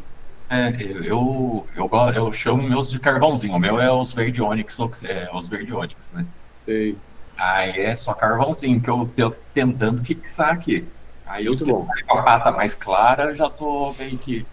Aí já eu uso eles como arma seca, né? Aí eu gostei dessa dica sua, né, de só casar lá com uns ótimos, né? Ah, sim, cara. E é que daí eu uso os inferiores como arma seca aqui pra mim. Eu acho que você só tem que ter um cuidado que eu teria aí. Por exemplo, você tem uma genética boa, né, dos Onix, mas só que você está buscando fixar a questão das partes córneas mais negras. Tá? E aí você tira um filhote ali que visualmente o fenótipo é um canário excelente, né? E aí, mas ele não tem as partes córneas como eu queria, né? Isso aí sou eu de fora falando, tá? Só para porque é o que eu estava dizendo, assim. Eu dei o exemplo do fel. Por exemplo, o cara tirou um canário fel que ele é macho, tá? Que ele é totalmente fechado, máscara fechada, um canário, um baita de um canário, só que para concurso ele foi desclassificado, certo? Macho tem que ter máscara, né? E aí o cara vai e vende esse canário. Não, ele tem que usar esse canário, botar para fazer linha fêmea. Ele vai ter uma fêmea campeã brasileira no ano que vem, né? Então, assim, ficar ligado, só que para você não, enfim, por distração, não deixar ir embora um canário que seja importante para você. Para vender, que eu tenho um dó, para largar, eu fico pensando 1000 vezes antes de largar, porque daí eu fico imaginando, reserva do reserva, deixa eu deixar ele aqui para largar um canário aqui, para mim é difícil. Mas a conta realmente de criar com um canário bom, mais ou menos, é uma conta boa, porque você vai pensar, cara, quanto tempo eu tenho? E não dá para você se dedicar tempo para criar canário para vender no lote, né? Não, dá dó. Aqui o pessoal tá fazendo o lote muito barato. Que nem esse ano eu tô criando com 25 gaiolas. Mas eu selecionei 5 como ótimas só. As outras eu tô usando como ama seca. Ama seca, é isso. Mas é ama seca para mim, as outras 20. É isso. Perfeito, é isso. Essa é a conta. E aí você vai chegar muito mais rápido no nível que você quer, né? Sim. Tem que dar, né? O seu Luiz Casal mais ou Henrique menos não dá. faz o comentário de que nos timbrados espanhóis anotar é sempre muito importante, porque o criador que adquire a ave vai sempre perguntar sobre a genética, né? Encanto tem muito disso, né? A questão da genética do pai e tal, para transmitir para o canto pro filho. Esse ano eu também comecei com um casalzinho. Peguei um casalzinho. Olha aí o timbrado olha, tá virando febre esse negócio. E eu dei sorte, que daí eu peguei um que é uma genética boa, um famoso aí, Baianinha, que ganhou o campeonato uns anos atrás. A fêmea é nilha preta, eu peguei ela. A sorte, 3 ovinhos, os 3 galados. Ai, que beleza. Glória. Muito bom. Se tirar um filhote dela já tá bom, pelo menos. Tá bom. Um pouco, né? Mesmo sendo a nilha preta. Tá bom. Mas essa questão que ele falou aí da anotação dos timbrados, né? Isso é muito interessante, né? Os caras são mais rigorosos ainda na questão do timbrado, né? Tem lá a árvore toda. E o timbrado, acho que o pessoal faz quase que o manejo do silvestre, né? Eles estão tentando fazer quase que o estilo do silvestre, a árvore genealógica. Isso aí. Valorizar também, né? Um pouco a árvore. Isso aí. Vai com documento, com tudo. Isso é legal, né? Porque hoje você vê o canário de cor, o pessoal trata muito simples, né? Eu acho que tinha que valorizar um pouco mais também, né? Sim. O canário de cor não tem esse hábito, né, de fazer árvore genealógica, né? É muito momentâneo, né? Muito ali do momento. Mas assim, quando o cara compra um canário seu, você entrega o canário com um documento, dá um corpo, né? Doido, dá uma qualidade incrível, né? Que seja impresso na impressorinha mesmo, que você foi lá, você vê na internet, você conta uma historinha dele, é legal. Eu recebi o print das telas daquele aplicativo da FOB, né? FOB, meu nome FOB. Mobbirds, né? Tem um mob, tem uns outros. Eu sei que da FOB, eu comprei uma ave, o cara mandou as fotos da genealogia da ave. Achei muito interessante você ver lá, ele bota a fotozinha dos pais, muito legal. É uma ideia que você não precisa estar anotando nada, porque tá tudo lá no sistema, é tudo online, é bom demais, né? Muito bom. Eu não sou de dar nome pros bichinhos aqui, daí o timbrado o pessoal já costuma dar, né? Aí esse casal aqui já dei nome já também, né? E aí começa a brincadeira. Começa. É brincadeira mesmo, diversão mesmo. Porque quando a gente cria o canal de acordo, parece que a gente é só um tratador, né? Porque ele fica lá, a gente fica só tratando. Aí o timbrado ou o de canto, ele estimula, né? Você a sair um pouco mais, tem que levar um pouco pra passear, você começa a conviver, você vai no clube, né? Você vai com outras pessoas. Isso aí. É um novo filho. Interage né, mais. É um outro filho, né? Interage mais, né? Sim. Muito mais. Mais alguma pergunta, meu povo? Não. Pois, só tenho a agradecer ao André pela paciência muito de estar bom. aqui conosco hoje, nos ajudando, nos ensinando. Muitíssimo obrigado. Espero que volte sempre. João? Ô, André, muito obrigado por ter vindo. Poxa, bem legal o bate-papo, bem dinâmico. Eu acho que esse é o caminho mesmo para ensinar mais pessoas, né? O link é sempre o mesmo, tá, André? A gente faz o encontro toda segunda-feira. Se você quiser, todo clube tem iniciante, né?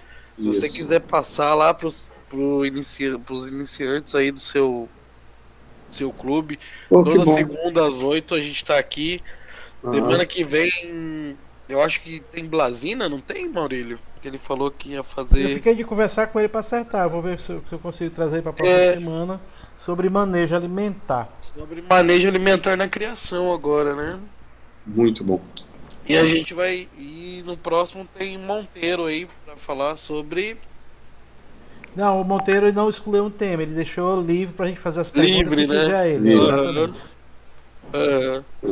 E tem o Wagner Biliard também, que tá pra vir esse mês que vem também, tá, pessoal? Então, a gente tá com a agenda bem legal aí. Muito bom. Não pode perder uma segunda aí, viu, pessoal? Tem muita coisa bacana por vir aí. A gente, né, às vezes falha, aí eu tenho que palestrar alguma coisa, tenho que bater um papo livre aí. Às vezes o pessoal tá cansado de ouvir minha voz aí na cabeça, mas a gente sempre tenta trazer um assunto legal aí pra todo mundo, tá bom? André, muito obrigado, foi muito legal mesmo. Poxa, que bom.